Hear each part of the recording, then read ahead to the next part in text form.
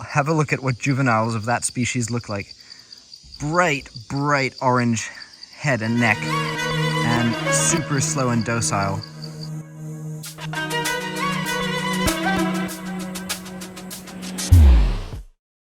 Alright, it's the next morning and we just woke up, literally about to go to breakfast, and there's possibly no better way to start a day than with what Magnus just found. It's not a new animal for the trip. If you remember, right at the beginning we got that turbo rare monitor, the Dumeril's monitor, and we just got another one, but a juvenile, which is even rarer, and they're really cool. Have a look at what juveniles of that species look like. Bright orange head and neck, and super slow and docile. This has been something I've been wanting to see all my life, but never thought I'd actually get the chance to see in the wild. Look at that beautiful lizard. Hands down the best varanid I've ever seen in my life. It was just outside our rooms. That is incredible. This is a tiny one. He must be only probably, what, like 2 or 3 weeks old? Because as they grow, they do relatively rapidly lose the bright orange coloration. But damn, look at that lizard.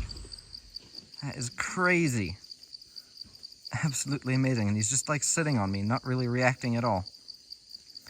Typical way to ID Dumerils is obviously by the much rougher scales, and also in proportion to body size and girth. Look how small and short and slender the tail is.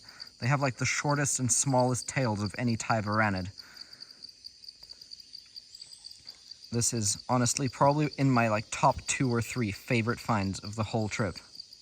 Absolutely insane. Taking photos and putting him back on his tree. VIP members will be able to see the photos. The others are already in the car going for breakfast. Send him off. Goodbye, brother. Have a good life. Man, what a crazy color for a lizard to have. Let me follow him around. Keeps going to the other side of the tree. There we go. Look at that. That is absolutely crazy. Alright, we did some light herping around in the daytime, but didn't really turn anything interesting up other than that monitor this morning. So for tonight we're heading down to a swampy area near the coast, and we are approaching the area now. You can see it's getting really flat, where our main target will be the tentacled snake. But we've also got a chance for some other really cool stuff, such as the banded krait. And who knows, maybe we'll cruise something on the way there. Alright, it is dark. We just had dinner en route, and we've pulled up to the swamp. This is the first time I've actually ever been to this spot during which it wasn't severely flooding. All these areas that are dry now here were water last time, and in fact, last time the water was actually higher than the road, so the entire road was like a couple inches underwater in some parts. I'm pretty sure this will make it easier to find snakes, although if it's like way lower than average, that could also be a problem, so we'll just have to see. But once we get deeper in, there should be more water. Right, on the road here, we just got a small retic, not hatchling, but small, with a very decent sized meal. Based on the shape, I would assume that to be some sort of rodent or possibly bird. You get a lot of these like marsh dwelling birds here, like little plovers or something.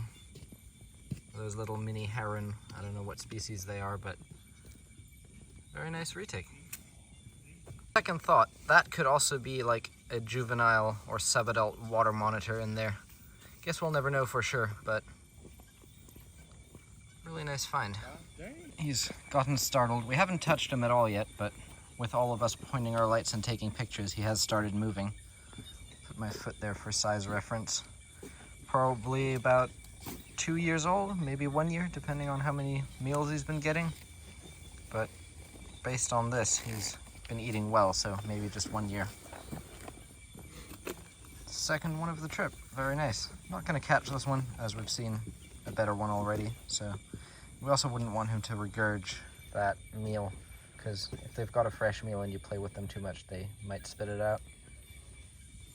Cool. Very nice though. It's a snake. About to zoom back off into the swamp that he came from.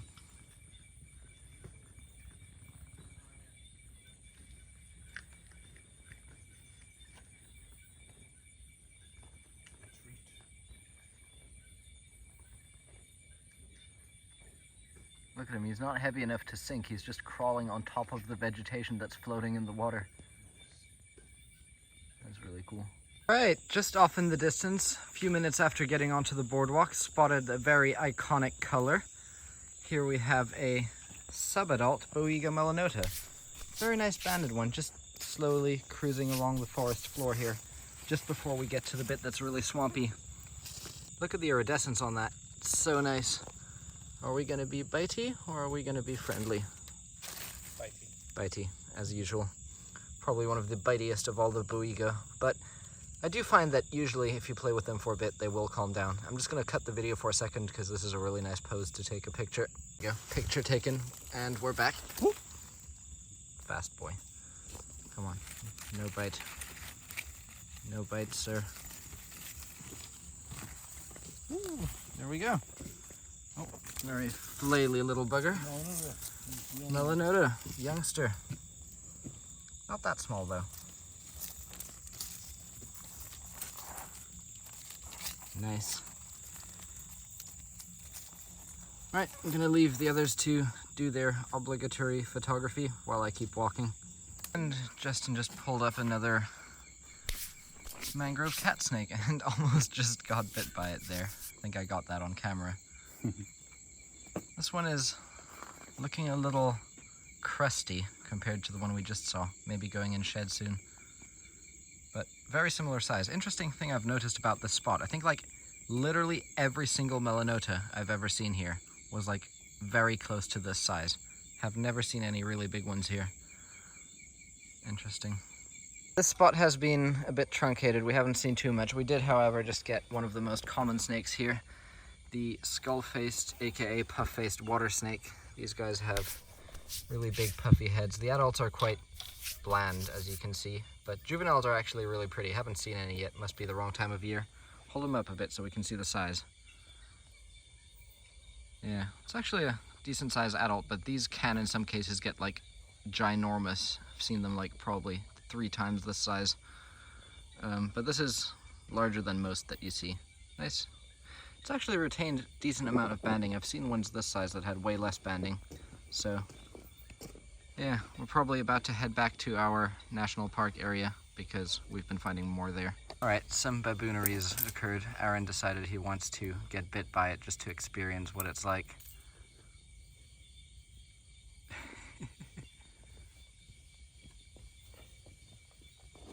And it's not gonna bite him. What the hell? It was biting like crazy 2 seconds ago. It used to be gentle. That's amazing. Generally, I think a good way to do it is put it on the ground and then just grab it firmly mid-body. Yeah, I don't know. That one's gonna hurt. I want like. Oh, wait. Oh, there you go. That wasn't as bad as I was saying. Yeah, it was gonna be, no, so. it's not that bad. Alright, taking a few more pictures and just about to let this guy cruise on back into the water. He's calmed down a lot now, as you can see. I'm gently holding him and he's not really trying to bite. But before he changes his mind, I will put him back down. Goodbye. Malayan Krait eating a shrew. Hang on, let me get down there and try and film this. Look at that, a Malayan Krait eating a shrew. That has to be some sort of record because normally these guys are only snake eaters. And this one is very clearly in the process of eating a shrew. Or is that a mouse? Fairly certain that's actually a shrew.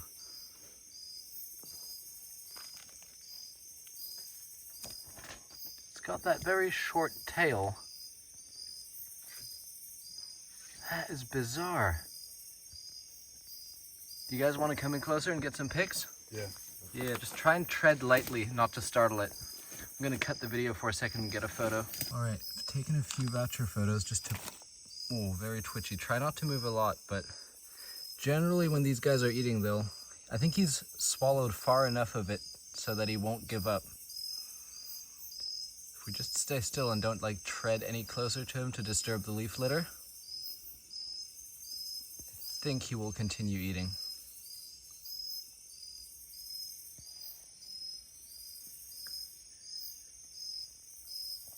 So generally kraits are snake eaters, but I've always known that the Malayan krait is the one that is the most likely to eat something that's not a snake, but all the other records I've heard of were always just other reptiles or amphibians like caecilians or something like that, but I've never heard of one feeding on a mammal in the wild. So this is a pretty significant observation right here. That is amazing. I'm actually thinking this is a baby mouse or rat. I think this footage should be good enough to tell later on. I'm unfortunately not a mammal expert, so can't tell you for sure. My first thought was that it was a shrew, but I think the tail is not very shrew-like, so most likely not a shrew. But then again, I could very well be wrong about that.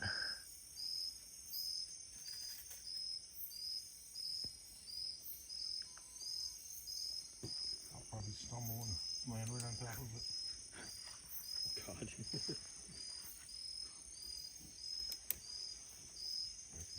You gotta hurry up though, he's almost done. I know, but I can't. I'll try and... Oh, now you could get in and get a shot off. If you stick your camera in without disturbing the leaf litter too much. I can see it. Oh, yeah. Alright, he just twitched a little, but he's almost done. You can see how far his neck is expanded. The majority of the prey item is already down his throat, and just the little legs and tail are sticking out. He's just about to finish that off now. Oh, he's finished it.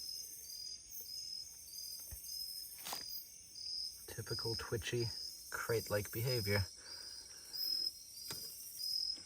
That was cool. That was insanely cool. This is a really, I'm sure this is a really, really significant observation.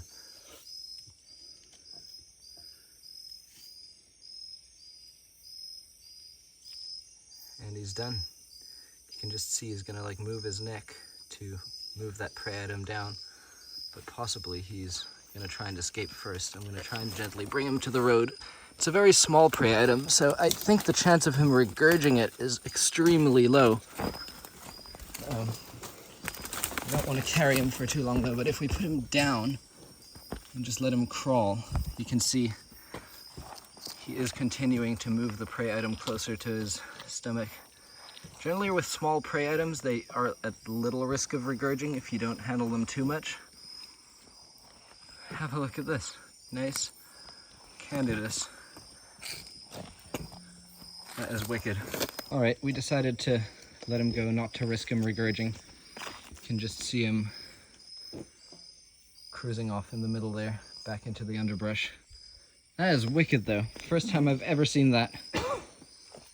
Alright, just got this nice large Heterometus, the Asian forest scorpion. Probably the biggest one we've seen this trip, and I think the first one I've actually filmed this trip. I see these guys fairly frequently, so most of the time I don't get my camera out, but this one is one of the larger ones.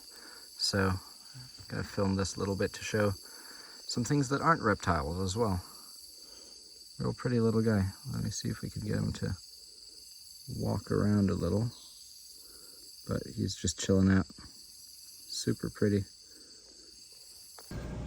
Alright, I sort of missed it just in trying to climb. Oh, there he goes up the tree. He's still faster. That was close though. Alright, it's the final night of the trip and we've left most of the others back at the HQ area to do some walking around there, while myself, Rupert, Tristan and Magnus came to a little waterfall to have some searching time around here.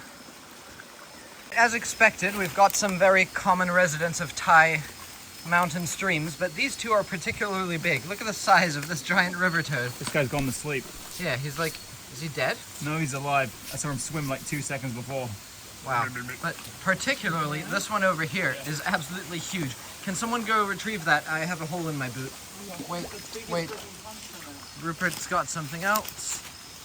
Look at that fucking huntsman up there. The size of its body. Oh! That is... monster.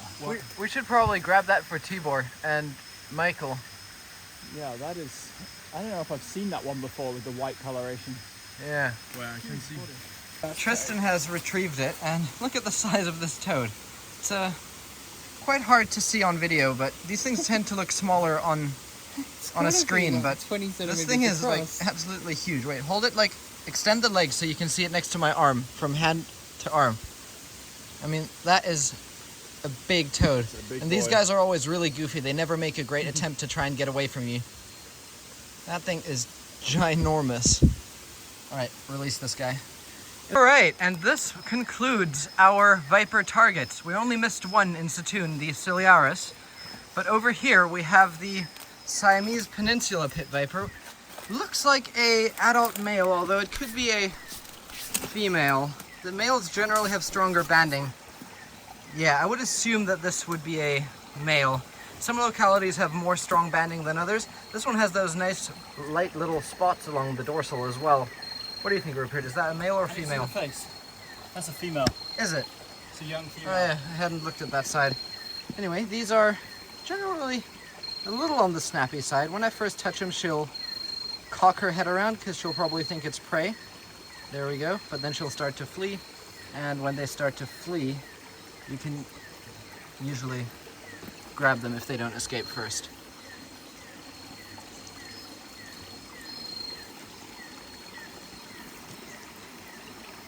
Flaily little girl. Nice. Step back a bit so I can put it on the rock here. Yeah. Also, my camera is doing this annoying overexposure thing. So if the footage is looking a bit bright, I apologize. These guys are not really that common in a lot of places. There's a few places where you can somewhat reliably get them, but it's definitely not one we see very often, and it is one we do relatively frequently miss around here. So really good to see one. All right, guys, check this out. Down here is another Tremerosaurus sabahifurcatus, the Siamese Peninsula pit viper, a much larger one. This is what I would consider a large female, and you can see the bands are slightly more faded, but still visible, and she's just entangled herself in these like hair-like root thingies. Gonna carefully try and get her out. And she is way more placid than the other ones. It's often so that the small vipers are a little more bitey than the big ones. Usually when they're like freshly hatched or born, they're not bitey. Then they go through that like bitey subadult stage. Then when they get really big, they usually mellow out again. But she keeps facing away from the light. I'm gonna gently try and turn her so you can see her. A pretty typical green bean, but really not a common one in most of the south. And really good to have gotten two this trip. What a beautiful green bean.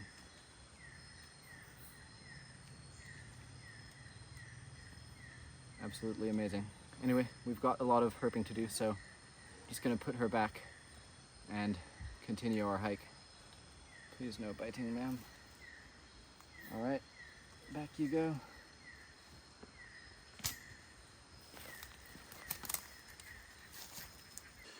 All right, here we've got another very nice little find for the trip. Not a repeat species. If you remember from the very first night in Phuket, we got a speckle-headed vine snake that was an unusual green color.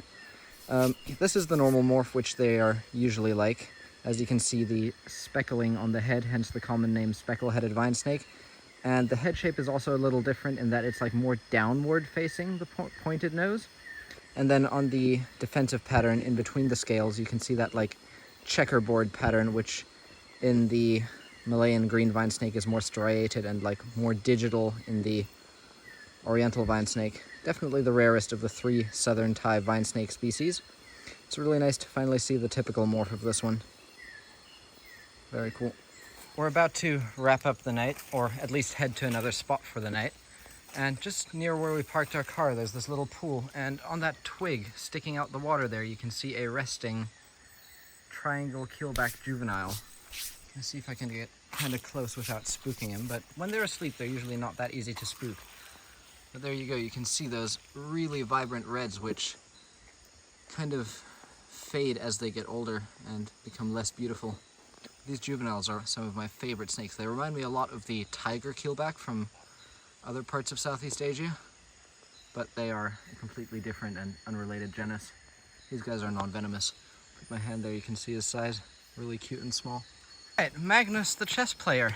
Just spotted another new species for the trip, one we already saw, albeit the first one that we saw got away. and the second one we saw was fatally wounded by a car. And you can see him just cruising up this tree trunk. Right next to him here is a little Calotes Emma. This is a maybe young adult of the red cat snake, Boiga nigriceps. You can see he hasn't really developed the very red head yet. What a beauty. Alright, just spotted another snake. Go on, get him down. I think that should be a juvenile Batans pras, aka oriental vine snake. Yeah, it is. You can see, unlike that speckle-headed vine snake we just got, look at the difference in the defensive pattern between the scales when they flare up like that. It's way different, and also the head of this one isn't speckled. That's why it's not called the speckle-headed vine snake. Another neat little difference between these is these will, when they're threatened, they will leave their tongue extended for way longer than any of the other vine snakes. This one's not doing it now, but sometimes they'll straight up just stick the tongue out and leave it out for like 20 seconds at a time. Mostly adults that do that though, but there you can see now what I was talking about. It just leaves its tongue like permanently extended. I don't know why, don't know what purpose it serves, but this species does that when they're threatened. Really odd. Another oriental vine snake, this time an adult. It's already turned fully green. Anyway, just gonna leave it there though. Seen like literally a million of these. And another green bean vine snake. My first thought was, oh, another oriental vine snake, but then I realized just how tiny this thing is. May not be visible on camera, but look when I put my hand next to it, how small this guy is. This must be like a newborn, well, just a bit on from newborn, of the Malayan green vine snake. And you can see this is the one that has the really striated defensive pattern and slightly different nose shape. This one's opening his mouth, and he may actually give me a bite there in a second, but of course these are only rear-fanged, and their venom does quite literally nothing to humans. Super cute though. Go on, little guy. Back you go. Alright, and here we have another repeat species, although this one is much smaller than the first one. This is Boiga bankuluensis, the Bankulu cat snake. Still got some of those browns juveniles typically have, but you can see the head is already starting to turn green, and that green will only intensify as it gets bigger. These guys are one of the more bitey Boiga. Unlike their very similar Drapezii counterparts that don't bite, these guys do, and I wouldn't be surprised if he's about to take a nibble out of me there. But you know what? He actually seems very well behaved. I don't think he's fully realized what's going on, but really neat. I love how wide their heads protrude from the neck. Typical Boiga head shape. Super cute. Sleeping in the tree, you can see a giant snake. And that right there is Caius fusca, the white-bellied rat snake. Rupert's gonna try and go up there to get a closer video, but I don't think we're gonna catch this one because we've already seen several on this trip, and we're definitely not gonna bring it back to show the others, and I don't really feel like getting covered in poo, so probably gonna just leave him in situ. That thing is absolutely massive. It's probably hard to tell on video, but that is quite possibly the biggest one we've seen. All right, change of plans. We are going to try and catch it after all, but we're going to make a very half-assed effort. We're going to try and just get it to jump, because these guys are jumpers a lot of the time. Yep, shake it some more. And we're hoping it would jump and just like come straight towards me. But this one is on the climbing meta, in which case I don't think we're gonna get it. It's like way up now. Yep, that's a wrap. Really be baby season for vine snakes, because just off in the distance there, if I can get there, you can see another neon green vine snake. Again, very small, so probably about the same size as the other one. Maybe even a sibling of that one, because the other one was just up there somewhere. Seen so many of these tonight, only filmed about like a third of them. Absolutely everywhere. Nice little stream down here though, might give a try. Often when you're herping in these areas, like, you'll find more snakes along these like slow flowing small trickles For some reason, a lot of snakes seem to be like scared to hang out near rushing water. Maybe they're like afraid they'll get swept away or something. Just something I've noticed, that usually these small creeks are better than the bigger bodies of water. Very strange observation here. Here is Aplepeltra boa, which typically curls into this little slinky shape when disturbed. But it was found this way. Look at that. It's got its hemipene fully extended and it's very, very hung. Not sure if there's something wrong with it or what the deal is with this. Really, really bizarre though. Also a really unique looking hemipene for a snake. Usually they look very, very different to this in most other species. Really, really bizarre. Well, there you go. Snake cock. Right guys, as you may know, I don't really show spiders as often, and as you also may know, I'm not super comfortable with them, but this one I just found is really, really cool, and I just had to get hands-on with it. Look at the size of this, I believe huntsman of some sort? I'm not certain, but these things never look as big on video as they do in real life, but this one is huge. Definitely one of the biggest huntsmen I've ever seen. And being as gentle as possible, and I don't believe he will bite me, but he looks a lot like a South American wandering spider, but we don't get those here, so he's definitely not. If you know the exact species, please do tell me, but that's a cool, cool spider.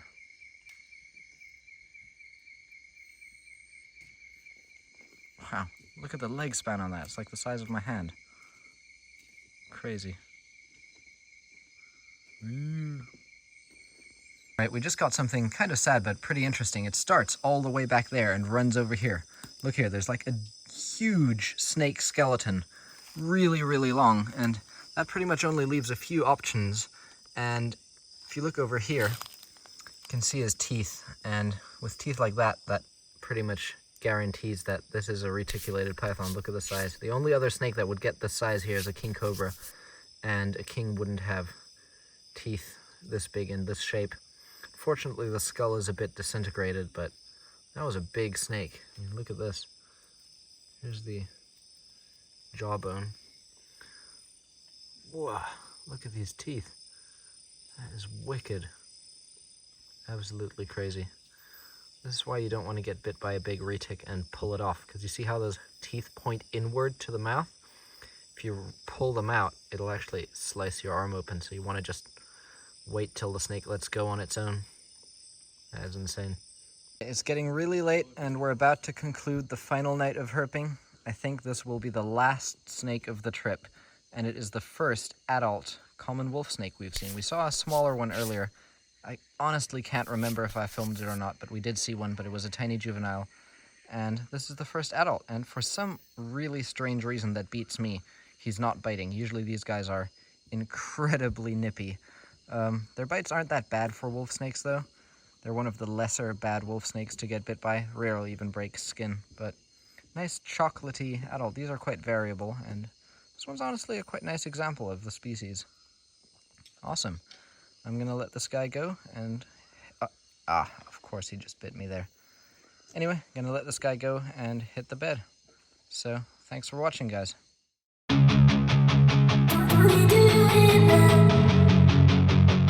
do it.